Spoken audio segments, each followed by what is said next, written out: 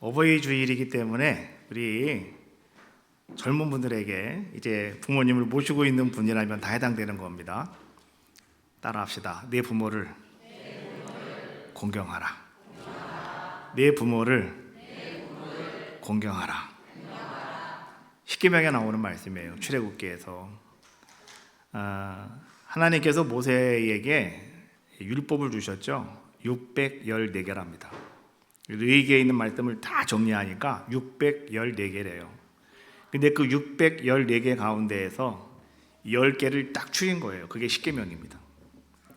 하나님께서 이건 정말 중요한 거니까 이거는 지워지지도 않는 돌에 그 글을 적어주신 거예요. 지워지지도 않게 돌에다가 글을 기록해 주신 게 십계명이란 말이에요. 그 십계명에 들어가 있는 네 부모를 공경하라라고 하는 것은 하나님이 그만큼 부모를 공경하는 것을 중히 여기신다는 거죠. 만약에 누구나 부모를 잘 공경하면 굳이 그걸 십계명에다가 지워지지 않는 돌에다가 기록을 해놓을 필요가 있을까요? 없을까요? 없죠. 쉽지가 않다는 거예요. 부모들아 자녀를 사랑하라 성경에 분명히 있습니다. 그렇죠? 근데 십계명에 있어요? 없어요? 없어요. 왜 그럴까요? 거기다가 돌에 기록해 놓지 않아도 부모는 자녀 사랑하게 돼 있어요. 자기 생명까지 바쳐가면서 아이들을 사랑합니다. 그렇죠? 그런데 자녀가 부모를 사랑하는 것, 공경하는 것, 효도하는 것은 그게 그렇게 쉽지 않더라는 거죠. 그래서 십계명에 딱 찍어놓은 거예요. 네 부모를 공경하여라. 그 사람이 바울이 말하죠. 이 땅에서 잘 되고 장수하리라. 우리가요, 이 땅에서 잘 되기를 원하시죠? 여러분, 이 땅에서 오래오래 장수하시기를 원하시죠? 영양제 많이 먹는다고 되는 것도 아닙니다. 운동 많이 하신다고 되는 것도 아니에요. 성경에 있는 말씀을 보니까 네 부모를 공경하랍니다. 그러면 하나님이 잘 되게 하시고 여러분들 장수하게 하신답니다. 이런 놀라운 은혜가 오늘 예배하는 우리 모두에게 임하시기를 주님의 이름으로 축복합니다. 내가 먼저 무엇을 해야 되는가? 이게 우리의 인생에 가장 중요한 것이다라고 하는 거예요. 그래서 예수님께서도 말씀을 하실 때 보면 정말로 먼저 우리가 무엇을 해야 되는가에 대해서 많이 이야기를 하고 계셔요. 첫 번째 예수님이 하시는 말씀 볼까요? 마태복음 6장 33절 여러분 잘 알고 있는 말씀이죠. 그런즉 너희는 먼저 그 나라와 그의 의를 구하라. 그리하면 이 모든 것을 너희에게 더하시리라. 먼저 그 나라와 그의 의를 구하는 삶을 살아가십시오. 여러분의 인생 가운데 먼저 해야 될 것이 있고 나중에 해야 될 것이 있는데 아무리 중요한 것이라 하더라도 오늘 여러분들이 먼저 해야 할 것을 하지 못하면 어떻게 된다는 겁니까? 모든 일이 다 이그러져 버리고 만다 이런 얘기예요. 그래서 먼저 해야 할 것이 있습니다. 그래서 예수님은 여러분들에게 그것을 알려주는 것이 뭐냐? 먼저 그 나라와 그의 의를 구하는 삶을 살아가십시오 라고 하는 거예요. 신앙생활은요, 이 말씀을 여러분들이 항상 머릿속에 잘 갖고 계셔야 돼요. 따라합시다. 먼저 그 나라와 그의 의를 구하라. 여러분 가다가 넘어져도 이게 나와야 되고 자다가도 이 말씀이 나와야 되는 거예요. 그래 여러분의 인생 가운데 신앙의 여정 가운데 믿음의 여정 가운데 여러분은요 하나님의 은혜를 맛보는 자가 될 수가 있는 거죠. 예수님이 하신 말씀 먼저 그 나라와 그 의 큽니다. 범위가 상당히 방범합니다. 그런데 이것을 또 예수님께서는요 또 한 가지로 이제 조금 더 축소시켜주는 그러한 모습을 볼 수가 있어요. 나와 함께하는 모든 사람들 형제, 자매 이런 사람들 가운데서는 어떻게 우리가 또 해야 될 것인가를 말씀해 주고 계시죠. 마태복음 5장 23절에 있는 말씀이에요. 그러므로 예물을 제단에 드리려다가 거기서 형제에게 원망 들을 만한 일이 있는 것이 생각나거든 예물을 제단 앞에 두고 먼저 가서 형제와 화목하고 그 후에 와서 예물을 드려라. 이제는 방범이한 게 아니고 여러분의 삶의 현실 속에서 여러분과 함께하고 있는 사람들 가운데에서 먼저 해야 될 것이 무엇인가 라고 이야기해 주고 있는 거죠. 우리는 나만 잘 살면 돼, 나만 거룩하면 돼, 나만 신실하면 돼, 나만 깨끗하면 돼. 우리 늘 그런 생각을 먼저 많이 하고 살아가는데요, 그렇지 않다는 거죠. 왜요? 같이 살다가 보니까, 같이 공동체 생활을 하다가 보니까 우리는 말이죠, 먼저 내 이웃 사람들을 살필 수 있는 자들의 모습이 되셔야 됩니다라고 하는 거예요. 그래서 뭐라고 말씀해 주고 있습니까? 만약에 내가 하나님 앞에 나와서 예배를 드리려고 하는데, 오늘도 하나님 너무나 감사합니다 고백하면서 뭔가 예물을 준비해 드리려고 하는데, 그때 성령께서 여러분들로 하여금 어떤 분가의 좀 껄끄러운 것들이 생각나게 하거든. 성령이 하시는 거예요. 생각나거든. 이거는 성령께서 역사하고 있는 것을 얘기해 주고 있는 거예요. 왜요? 믿음 생활하고 계시니까. 그러면 어떻게 하라고 말씀해 주고 있습니까? 예물을 제단 앞에 두고 먼저 가서 형제와 화해하고, 그리고 돌아와서 예물을 드려라 라고 말씀하고 있는 거예요. 하나님은요, 그러한 것을 받으신다 말씀해 주고 계시는 거죠. 또 이제 주님께서는 또 한 번 더 축소시켜 주셔요. 이제는 이웃 사람들 말고 나와 관련된 그러한 말씀이죠. 마태복음 7장 3절과 4절에 있는 말씀이죠. 보라, 내 눈 속에 들보가 있는데 어찌하여 형제에게 말하기를 나로 내 눈 속에 있는 티끌을 빼게 하라 하겠느냐. 외식하는 자여, 먼저 내 눈 속에 들보를 빼어라. 그 후에야 밝히 보고 형제의 눈 속에서 티를 빼리라. 외식하는 자, 서기관, 바리새인들, 사두개인들, 이런 사람들입니다.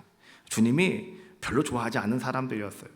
근데 여러분, 이 서기관, 바리새인, 그 다음에 사두개인, 이 사람들은 뭐의 아이콘이냐고 하면 하나님을 잘 믿는 사람들의 아이콘이에요. 그들은 정말 누가 두 번째 가라면 아쉬울 정도로 하나님을 잘 믿는다고 자부하는 사람들이라는 거죠. 근데 그들이 어떤 모습을 가지고 있었냐고 하면, 자기 눈에 들보는 보지 못하고 저 옆 사람의 눈에 있는 티끌만 바라보더라, 이러니. 이 들보는 이딴만한 거고 티보는 이딴만한 거거든요. 티끌은 요만한 거잖아요. 잘 보이지도 않는 거예요. 근데 어떻게 그렇게 잘 보냐는 거죠. 눈이 너무 좋아. 저 사람이 하는 거는 그냥 뚜뚜뚜뚜뚜 다 보이는데, 나는 이딴만한 걸 갖고 있어도 전혀 그게 눈에 보이지가 않는다는 거죠. 맞는 것이 등잔 밑이 어둡다. 맞아요. 우리 모든 사람들은 나에 대해서는 정말 우리는 아무것도 몰라요. 누군가가 얘기를 해줘야 아는 거지 자기 자신은 그거를 알 수가 없잖아요. 그래서 예수님께서 뭐라고 말씀하셔요? 먼저 내 눈 속에 있는 들보를 빼어라. 먼저 자기 자신을 돌아보고요, 내가 잘못한 것이 뭐가 있는지, 내가 신실하지 못한 것이 뭐가 있는지, 거룩하지 못한 것이 뭐가 있는지 여러분 돌아본 다음에 아무 문제가 없으면 저 사람한테 가서 너 눈에 뭐 있어? 라고 얘기하시라는 거예요. 그렇지 않으면 하지 마시라는 거죠. 그렇죠? 그래서 먼저라고 하는 말씀을 우리에게 이야기해 주고 있는 거죠. 먼저 해야 할 것, 우선적인 것이잖아요. 이것은 내 인생에 정말 중요하고 정말 값진 것들이다라고 하는 거죠. 세상을 살아가는데 너무나 바쁩니다. 너무 바빠요. 그렇죠? 그래서 한국 사람들은 빨리빨리, 이게 아주 그냥 모든 사람들에게 만연돼 있지 않습니까? 어디에 가서 빨리 안 주면 그냥 갚버려요. 저도 승진이 카드 급해가지고 가서 앉아있는데 밥을 안 준다. 그러면 그냥 일어나서 나갈 때도 있잖아요. 예? 옛날에는 제가 젊을 때는 그런 적도 있었어요. 그러나 요즘은 좀 무던히 참고 있죠. 죽을 때까지 그냥 가만히 있어야지 뭐. 근데 그게 한국인의 습성이에요. 성질이 그래요. 성질이 원래 그래요. 우리 한국 사람 다 그래요. 그런데 여러분, 이렇게 급한 마음에 우리는 내 마음을 빼앗겨 살다가 보니까 어떤 자의 모습이 되냐고 하면, 내 인생에 정말 중요한 것, 정말 우리가 먼저 해야 될 것, 이러한 것들을 우리는 보지도 못하고 우리는 느끼지도 못하고 그냥 살아갈 때가 너무나 많다라고 하는 거죠. 그렇게 하시면 안 된다는 거죠. 오늘 우리는 사무엘하 5장에 있는 말씀을 보는데요, 오늘 이 5장에 있는 말씀은 하나님께서 이제 다윗에게 찾아가셔서 사무엘을 통해서 한 13살에서 15살쯤 되는, 오늘 우리 함께 예배드리는 우리 어린이 여러분과 같은 그런 나이예요. 그때 하나님께서 머리에 기름 부어서 이스라엘 왕을 삼아 주셨다고요. 그리고 나서 다윗은 정말 어렵고 힘든 삶을 살아요. 그 뒤로 그냥 막 골리앗과 나가 한번 싸워서 승리했는데 그것이 문제가 돼가지고 매일 도망만 다니고 말이죠. 한 십몇 년을 그냥 도망 다니는 삶을 살아가다가 이제 그가 10년 만에 이제는 사울 왕이 죽었다라고 하는 이야기를 듣고 어떻게 합니까? 다시 유다로 가가지고 거기서 왕이 돼요. 또 기름 부음을 또 받아요. 그리고 나서 이제 오늘 우리가 읽은 5장에 있는 말씀은 어떤 말씀이냐고 하면 온 이스라엘 12지파잖아요. 이 12지파가 다 같이 이제는 누구예요? 다윗을 왕으로 세우는 그러한 모습이 오늘 본문에 있는 말씀이에요. 다윗이 어렸을 때 하나님께 다윗에게 심어놓으셨던 너는 이 나라의 왕이야 라고 하는, 근데 수많은 시간 동안 그런 어려움도 있었고 이거 내가 괜히 시작했는가 보다 뭐 이런 모습을 가지고 있었지만, 그러나 다윗은 어떤 자의 모습이었냐고 하면 끝내 그는 내가 먼저 해야 될 것이 무엇이고 나중에 할 것이 무엇인가를 잘 아는 자의 모습이었다는 거죠. 그래서 다윗의 인생 가운데 정말 다윗은 정말 하나님께서 그에게 택하셨던, 하나님이 그에게 허락하여 주셨던 아름다운 축복, 이스라엘의 왕이 되게 하시고 이제는 메시아가 그 자손을 통해서 이 땅에 오게 하시는 아름다운 영광스러운 축복을 마침내 이루어가는 디딤돌, 이것이 이때부터 시작이 되었다라고 하는 것을 성경은 말씀해 주고 계시는 거예요. 한번 말씀대로 한번 들어가 보면 이렇습니다. 사울이 블레셋과의 전쟁에서 이젠 크게 패배를 해버리고 말죠. 그래서 이 사울이 말이죠, 길보아 산이라고 하는 곳에서 그만 그가 죽어버리고 말아요. 비로소 다윗이 이제 한 10여 년 동안 도망 다니던 도망자 삶을 그는 끝내고요, 이제는 어떻게 되는 겁니까? 이제 자기를 죽일 사람도 없으니, 이제 왕도 없으니 자기가 사무엘이 기름 부었던 것처럼 이스라엘의 왕으로 들어가면 되는 거예요. 그런데 그 다윗은 어떻게 합니까? 하나님 앞에 기도를 해요. 사무엘하 2장 1절 말씀해 보니까 이렇게 기도를 합니다. 그 후가 뭐냐고 하면 사울이 죽은 후에 이런 뜻이에요. 다윗이 여호와께 여쭈어 아뢰되 내가 유다 한 성읍으로 올라가리이까? 하나님, 내가 지금 어디로 가면 좋겠습니까? 라고 하는 건데, 오늘 이 다윗은 유다 족속이잖아요. 그러다 보니까 우리 고향 사람들이 있는 곳, 형제들이 있는 곳, 친척들이 있는 곳, 하나님 내가 이곳으로 가도 될까요? 근데 자기는 너무너무 거기 가고 싶어요. 사실은. 왜? 도망자 삶을 살아가다 보니까 정말 자기를 믿어주고 자기를 받아주고 자기를 보호해주는 거는 형제밖에 없는 거예요. 다른 사람들은 다 형제라고 하더라도 다 그냥 막 죽이려고만 그러고, 상황만 되면 가서 일르기만 하고 막 그러잖아요. 뭐 이런 상황 속에서 이제 다윗은 하나님께 그냥 내가 먼저 갈 수도 있어요, 그곳으로. 그런데 다윗은 하나님께 먼저 어떻게 한다고요? 기도하는 거예요. 하나님, 내가 이제 이 유다 한 성읍으로 올라가도 되겠습니까? 라고 하나님께 물었더니 하나님 뭐라고 말씀하셔요? 그 다음 말씀에 여호와께서 이르시되 올라가라, 하나님 말씀하시더라는 거예요. 그래서 다윗이 또 어떻게 합니까? 하나님께 다시 아뢰습니다. 다시 물었습니다 라고 하는 거예요. 뭐라고 물었어요? 그럼 하나님 어디로 가면 좋겠습니까? 라고 다윗이 또 물었다라고 하는 것이 성경에 있는 말씀이에요. 그래서 하나님께서 뭐라고 말씀하셨대요? 헤브론으로 가라. 하나님은 말씀하셔서 오늘 다윗이 이제는 헤브론으로 올라가는 자의 모습이었다라고 성경은 말씀해주고 계시는 거예요. 여기서 우리는요, 한번 생각을 해볼 수가 있습니다. 오늘 다윗이 하나님 어디로 갈까요? 라고 한 것이 아니라 하나님, 내가 유다 한 성읍으로 올라가도 되겠습니까? 라고 물었어요. 그것은 오늘 다윗도요, 이제 도망자 생활이 너무너무 지긋지긋하다는 거예요. 나도 이제 편안하게 안식할 수 있는 곳으로 가면 좋겠다. 그런데 그곳이 어디예요? 내 형제가 있는 곳, 우리 식구들이 있는 곳, 그것이 유다 땅이잖아요. 그래서 하나님, 그것으로 가면 되겠습니까? 라고 했더니 하나님이 오케이! 라고 말씀하시는 거예요. 그래서 이제는 그러면 우리 아버지, 우리 형님이 살고 있는 그곳으로 가야 되는 거잖아요. 고향으로 가려면.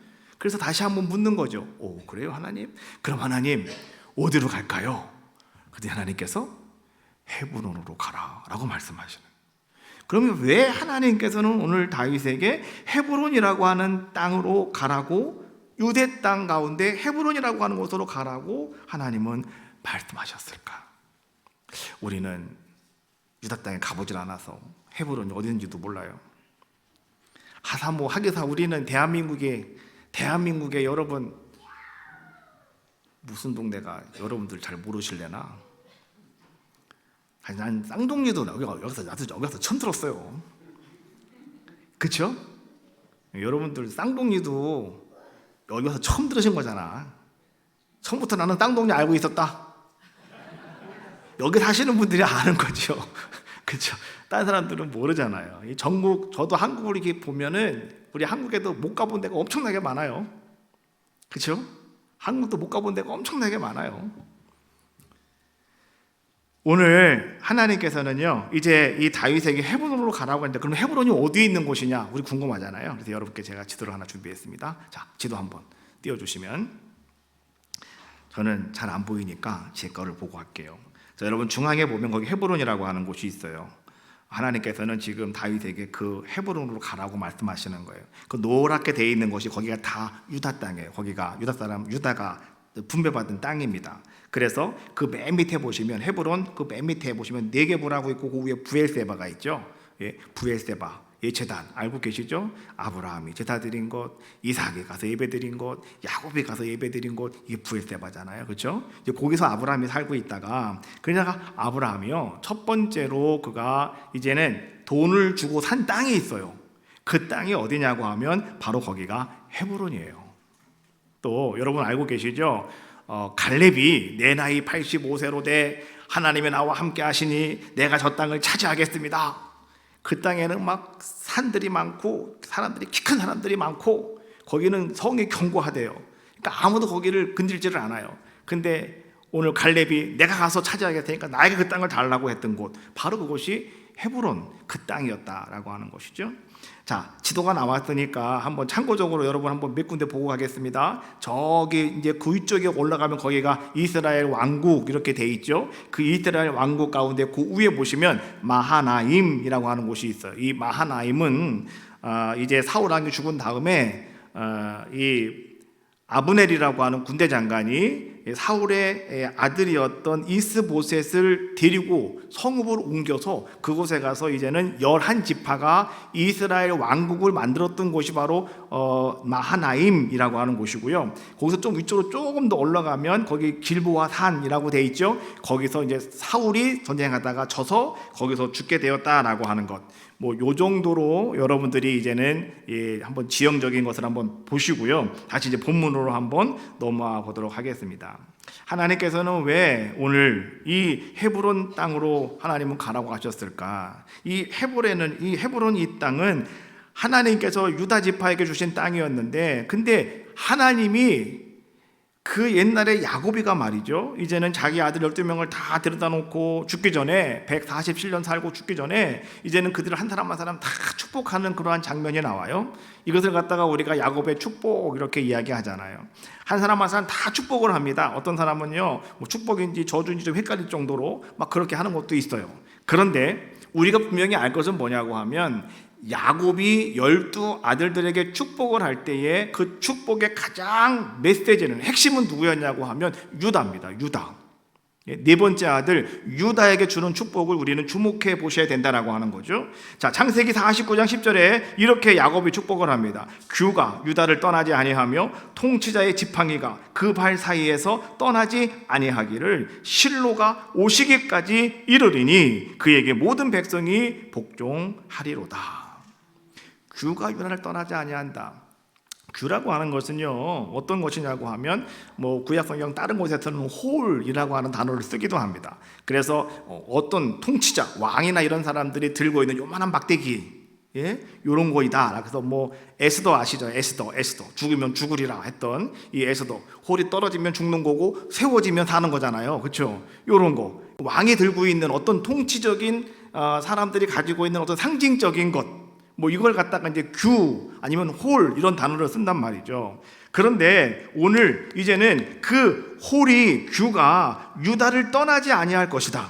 이게 무슨 얘기냐고 하면 이제 유다 지파에서 이스라엘을 다스릴 자가 세워질 것이다 라고 하는 것을 이야기해 주고 있는 것이고요. 그리고 더 나아가서 이제 뭡니까? 그 뒤에 보면 그 지팡이가 그 발 사이에 떠나지 아니하기를 실로가 오시기까지 이르리니 라고 하는 말씀이 나와요. 실로라고 하는 것은 우리가 말할 때 어떤 지명, 실로라고 하는 지명도 있거든요. 그것을 말하는 것이 아니라 신학자들은 뭐라고 말하냐고 하면 이 실로가 메시아라고 이렇게 이야기를 합니다. 그러면 메시아가 오기까지 오늘 이 유다 지파가 다스리는 그 왕권은 무너지지 않는다는 거죠. 영원히 지속될 것이다 라고 하는 것을 이야기해 주고 있는 거죠. 오늘 다윗은 이 말씀을 기억하고 있는 거예요. 그래서 하나님께 묻는 거예요. 하나님 어디로 갈까요? 그랬더니 하나님께서는 오늘 다윗에게 뭐라고 말씀하셔요? 유다 땅으로 가고 유다 성읍으로 올라가되 그 성읍 중에 헤브론이라고 하는 곳으로 가라고 하나님은 말씀하시는 거죠. 여기서 주목할 것은요, 오늘 다윗은 먼저 하나님의 나라와 의를 구하는 자의 모습이었다라고 하는 것을 우리에게 말해주고 있는 거죠. 먼저 그 나라와 그의 의를 구하였더니, 하나님은 어떤 일을 이루어 주셨습니까?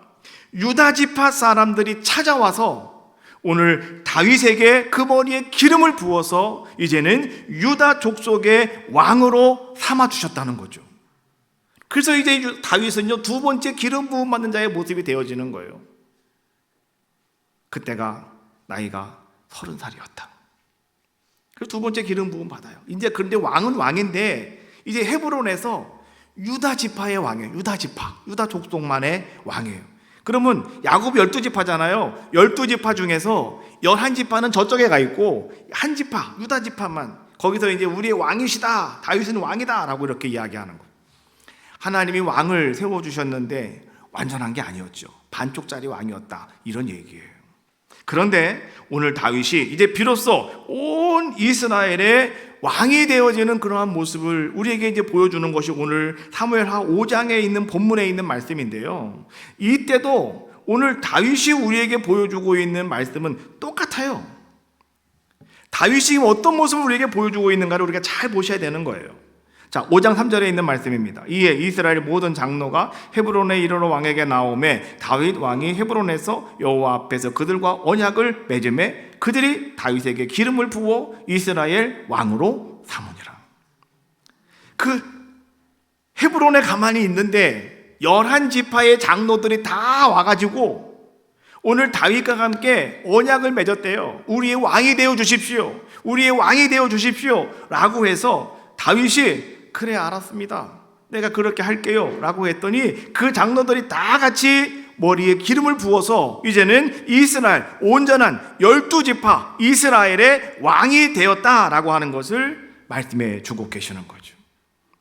하나님께서 사무엘을 통해서 조금 어렸을 나이에 13살, 14살, 15세는 조그만 나이에 하나님께서 주셨던 아름다운 계획하심과 꿈과 비전이 이제는 온전하게 완전하게 이루어지는 다윗의 모습을 성경은 보여주고 있는데, 그런데 그 다윗은 이러한 모든 것들을 이루어감에 있어서 다윗은 어떤 모습을 우리에게 보여주고 있는가, 이것을 우리는 한번 바라보셔야 됩니다 라고 하는 거예요. 따라해봐요. 다윗은 하나님의 때를 기다렸다. 다윗은 먼저 그 나라와 그의 의를 구하며 하나님의 때를 기다리는 사람이 다윗이었다. 그리하였더니 하나님께서 알아서 다 정리해 주셨다. 우리가 성경 말씀을 읽을 때는요, 아유 그거 뭐 쉽네, 뭐 13살에 뭐 기름 부음 받았어, 30살에 이제 또 유다의 왕이 또 기름 부음 또 받았대. 그리고 이제 37살 돼가지고 이제 전체 이스라엘 사람들 앞에서 또 기름 부음 또 받았대. 뭐 그냥 가만히 있으면 되는 거네 라고 우리는 쉽게 생각할 수가 있잖아요. 그런데 여러분, 그것은 결코 쉬운 건 아니었다. 다윗은요, 도망 다니는데 이르게 난 사람이었잖아요. 나중에 다윗이 범죄함으로 말미암아 하나님께서 다윗이 사람 숫자 셌다고 하나님께서 화가 나셔가지고 너 어떻게 할래? 하나 골라. 그때 그 중에 하나가 뭐냐고 하면 너 30일 동안 도망 다닐래? 이거였어요. 나 못해요. 나 못해요. 그래가지고 마지막 고른 게 뭐예요? 3일 동안 온역이 퍼지는 거, 그쵸? 예? 근데 엄청나게 많은 사람 죽었잖아요. 아예 도망갔으면 자기 혼자만 30일 동안 버티면 되는 거였는데, 근데 그거 못하겠다고. 왜?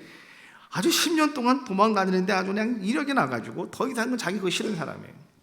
그러면 이제 사울 왕이 죽었단 말이죠. 자기가 명실공히 유다 지파의 왕이 됐어요. 유다 지파의 왕이 됐는데 다윗은요, 힘이 있다니까. 다윗을 쫓는 군사들이 있었다고요. 다윗이 그 군사들을 다 데리고 가족들을 다 데리고 지금 헤브론에 와 있는 거예요. 거기서 왕이 됐단 말이에요. 그러면 이제 어떻게 해야 됩니까? 왕은 영토를 확장해야 되는 것이고, 예? 우리 이스라엘 민족 12지파 하나의 나라로 만드는 통일을 만들어야 되는 거 아니겠습니까? 이거 다윗이 해야 되는 그런 모습이다라고 하는 거죠. 근데 다윗은 먼저 그 나라와 그의 의를 구하는 자의 모습이었기 때문에 어떻게 했다고요? 하나님의 때를 기다리는 자의 모습이었다라고 하는 거예요.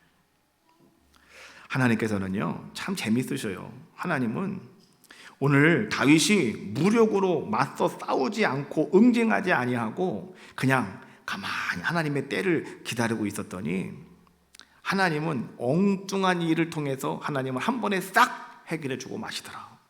이거 성경이 우리에게 주고 있는 말씀이에요. 자, 여러분, 사무엘하 5장 5절 말씀 보니까 이렇게 말합니다. 헤브론에서 7년 6개월 동안 유다를 다스렸고 예루살렘에서 33년 동안은 온 이스라엘과 유다를 다스렸더라. 그러니까 헤브론에서 7년 6개월, 이 7년 6개월이라고 하는 시간이 정말 우리는 그냥 아무것도 아닌 것처럼 지나가는 시간 같지만 왕으로서 그 자리에 앉아있는 다윗에게 7년 6개월은요 정말 긴 시간입니다. 그렇잖아요? 그때에 다윗의 군대 장관은 요압 장군이거든요. 이 요압 장군이 와가지고 계속 다윗에게 말해요. 왕이시여, 그냥 가서 우리 한번 공격해서 끝내버리십시다. 마하나임 쳐들어갑시다. 그냥 가서 빨리. 그래서 왕만 죽이면 우리가 승리하면 다 통일되는 거 아닙니까? 그렇게 하지 왜 가만히 계십니까? 왕은요 골리앗과 싸워 이긴 사람이잖아요. 다윗은 전쟁의 귀재예요. 다윗은요 딱 가서 서 있으면 어떻게 싸워야 될지 딱히 보이는 게 다윗이에요. 그래서 항상 승리하는 사람이라고요. 하나님이 뭐 도와주셔서 그런 것도 되겠지만, 여하튼 다윗은 그런 능력인 자의 모습이었는데 그냥 먼저 그 나라와 그의 의를 구하는 자의 모습이었기 때문에 가만히 그냥 인내하고 참고 있는 자의 모습이었다. 자, 여러분, 하나님이 어떻게 해결하시는가 잘 보십시오. 이 북이스라엘은 말이에요. 이스라엘 11지파가 가 있잖아요. 근데 마하나임으로 갔다고 그랬잖아요. 이제는 아브넬이라고 하는 사람이 사울왕의 군대 장관이었기 때문에 실상은 이 아브넬이 실세예요. 실세. 자기가 왕이에요. 자기가 왕. 그런데 이제는 자기가 왕하긴 좀 그러니까 사울왕의 아들 이스보셋을 그냥 왕으로 딱 세워놓고 허수아비 만들어 놓고 자기가 뒤에서 다 하고 있는 거예요. 그렇게 5년 동안을 자기가 실세를 하고 있는 거예요.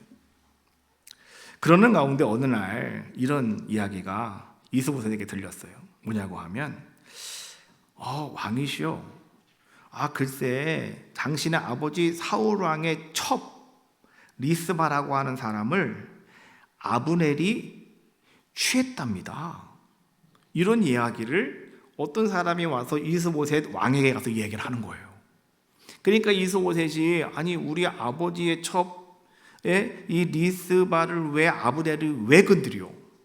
그러면 뭐 한다는 거예요? 자기네 왕권을 완전히 무시해버린다는 거잖아요. 지금 그렇지 않습니까? 그래가지고 이스보셋이 너무 화가 나가지고 사실은 아브넬이 누구냐고 하면 자기 삼촌이에요. 삼촌. 그러다가 보니까 가가지고 이제는 얘기하는 겁니다. 아브넬에게 가서 이야기를 하는 거예요. 그럴 수가 있느냐고. 당신이 그럴 수가 있느냐고. 내가 왕인데 말이지 그럴 수가 있겠느냐고. 그랬더니 그때 아브넬이 그 이야기를 듣고 막 그냥 화를 내는데 어떻게 화를 낸지 아십니까? 이렇게 화를 냈어요. 사무엘하 3장 8절에 있는 말씀이죠. 아브넬이 이스보셋의 말을 매우 분하게 여겨 이르되 내가 유다의 계머리냐, 내가 오늘 당신의 아버지 사울의 집과 그의 형제와 그의 친구에게 은혜를 베풀어 당신을 다윗의 손에 내주지 아니하였거늘 당신이 오늘 이 여인에게 관한 허물을 내게 돌리는도다. 아마도 이 아브넬이 그렇게 그 사울 왕의 첩을 거늘지는 않았던 것 같아요, 이 말하는 걸 보니까. 근데 누군가가 이제 아브넬을 좀 이렇게 쳐내기 위해서 이 이스보셋 왕에게 가가지고 이 거짓 얘기를 했던 것 같아요. 근데 그 말에 이 아브넬이 화가 나가지고 그걸 참을 수가 없어가지고 말이죠. 그 뭐라고 말합니까? 내가 유다의 계머리냐? 이게 뭔 뜻인지 모르겠어요. 하여튼간 성경에 나올까 읽은 거니까. 여러분 괜히 목사님 뭐 계머리 알았다고 말하지 마시고 성경 말씀 읽은 거니까. 하여튼간 뭐 이렇게 막 그냥 과하게 막 말을 하면서 말이죠. 이제 아브넬이 어떻게 하는지 아십니까? 나는 더 이상 당신을 왕으로 못 섬기겠어. 나는 다윗에게로 갈 거야. 하면서 이 아브넬이 다윗에게 와서 엎드렸어요. 딸을 받아달라고. 내가 당신에게 충성하겠노라고. 그래서 다윗이 말합니다. 아니 뭐 당신 하나 오는 건 상관없는데 그런데 지금 11지파의 장로들이 있잖아 거기. 근데 그 장로들이 말을 듣겠어 지금? 안 듣지? 그렇잖아요. 특별히 베냐민 지파가 당신 말 듣겠어? 이렇게 막 얘기를 합니다. 그랬더니 아브넬이 뭐라고 말하냐고 하면 걱정하지 마시라고, 내가 다 해결해 드리겠다고 하면서 성경이 이렇게 말합니다. 사무엘하 7장 17절에 있는 말씀이죠. 아브넬이 이스라엘 장로들에게 말하여 이르되 너희가 여러 번 다윗을 너희의 임금으로 세우기로 구하였으니 이제 그대로 하라. 전에 아브넬이 이 마하나임으로 가기 전에 장로들이 얘기했어요. 아예 우리 사울왕 죽었으니까 그냥 다윗 왕으로 세웁시다 라고 얘기했는데 그거 다 아브넬이 다 막았다는 거예요 지금. 왜요? 자기가 실권쥐고 자기가 이스보셋을 허수아에 세워놓고 자기가 왕 하려고. 그런데 지금 이 상황이 완전히 돌아갔잖아요. 그러다 보니까 이제는 어떻게 하는 겁니까? 아브넬이 장로들에게 가서 얘기했다는 거예요. 당신들이 옛날에 그렇게 원했던 대로 이제 우리의 왕은 다윗이다. 그러니 우리 함께 다윗에게로 가자라고 이렇게 이야기를 합니다. 그랬더니 모든 지파의 장로들이 아브넬의 이야기를 듣고 그럼 그렇게 합시다 라고 하고 이제 그들이 다 같이 그렇게 결정을 했다, 이런 얘기죠.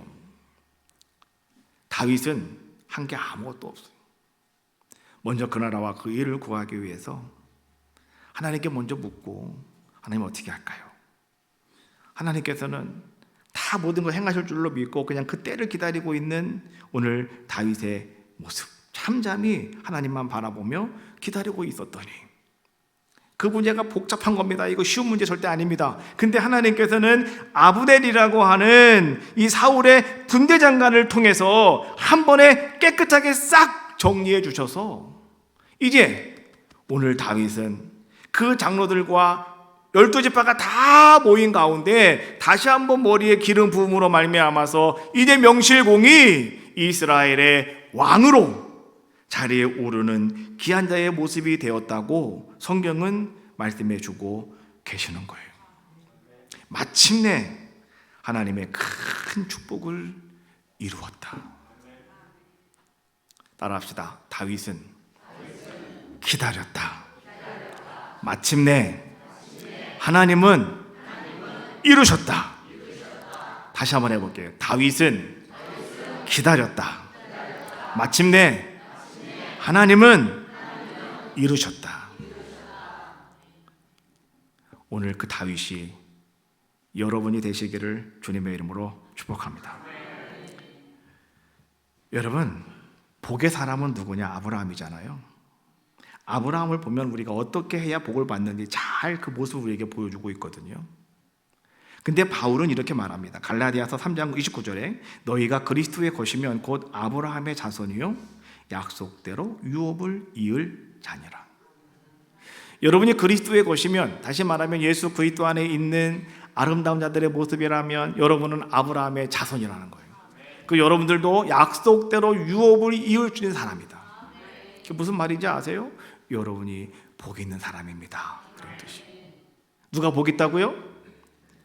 내가 복 있는 사람이라는 거예요. 여러분 옆 사람 바라보시고 아이고 당신은 복이 있어요, 이게 아니라 내가 복이 있는 사람이라는 거예요. 내가 예수 믿었으니까, 한 자녀가 됐으니까 여러분이 복 있는 자의 모습이 된다는 거죠.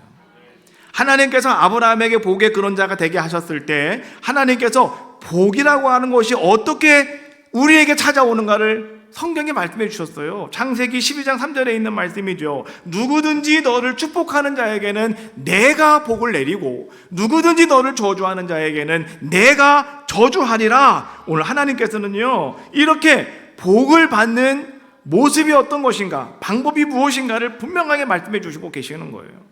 오늘 우리는 하나님께 나와서 하나님 나에게도 복을 주시옵소서, 나에게도 복을 주세요. 우리는 열심히 하나님 앞에 막 기도하면서 말이죠, 그냥 핏대를 세워가면서 하나님 앞에 복을 달라고 기도할 때가 얼마나 많이 있습니까? 그런데요, 오늘 아브라함 이야기를 가만히 묵상하다가 보면 복은 그렇게 받는 게 아니구나. 복은 어떻게 받는 거예요?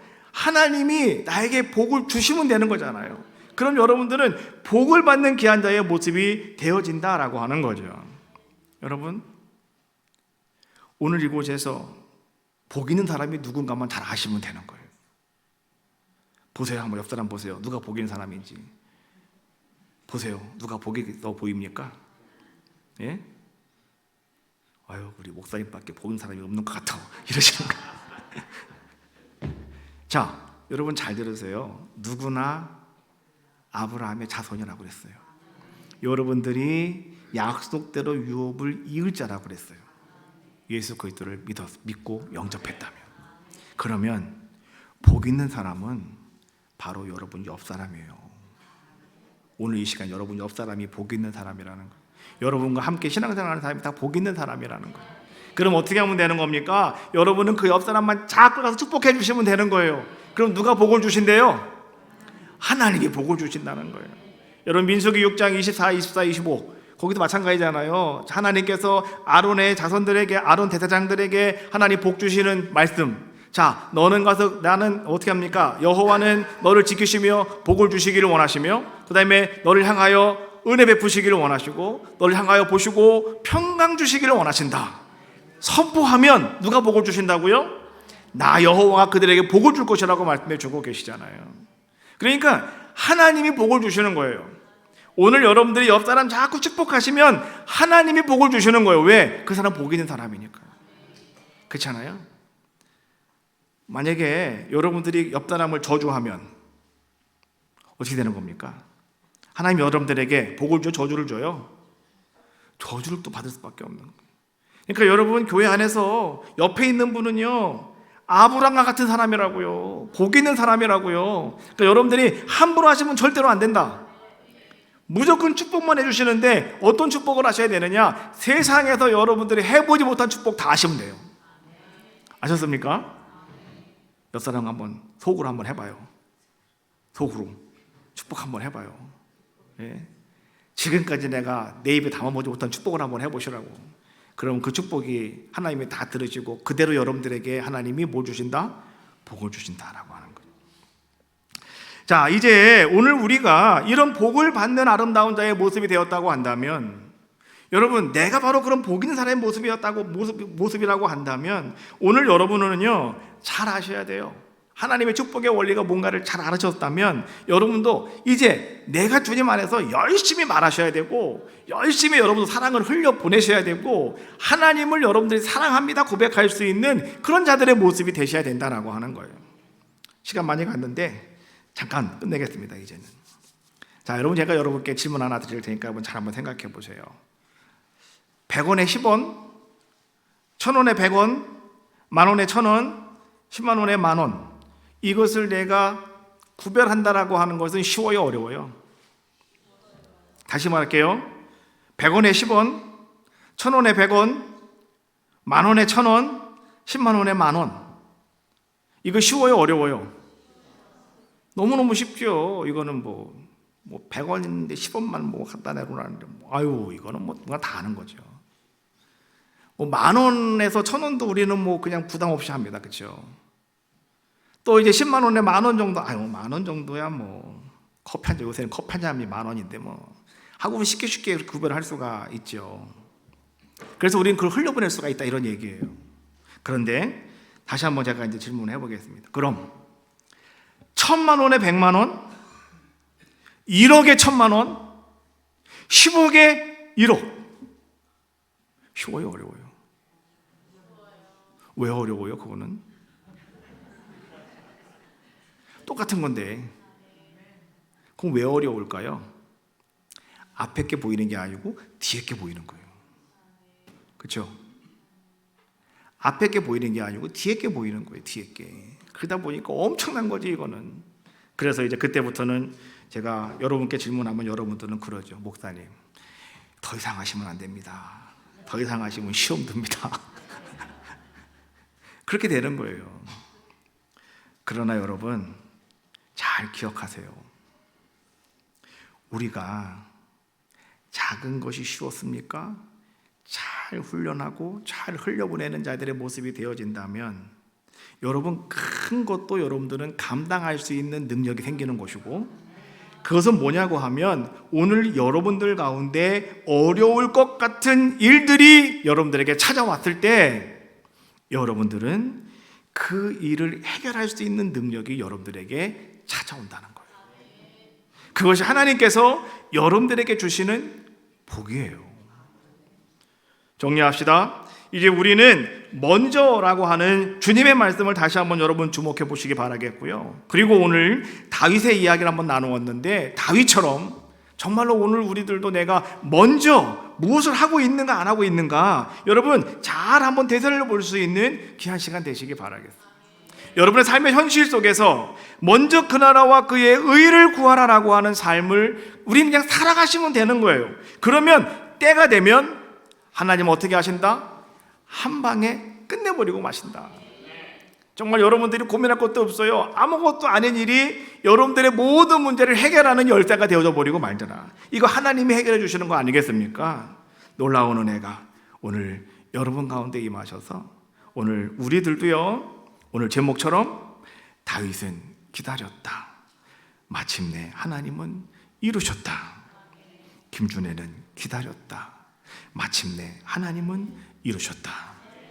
여러분들 다 되시기를 주님의 이름으로 축복합니다. 자, 우리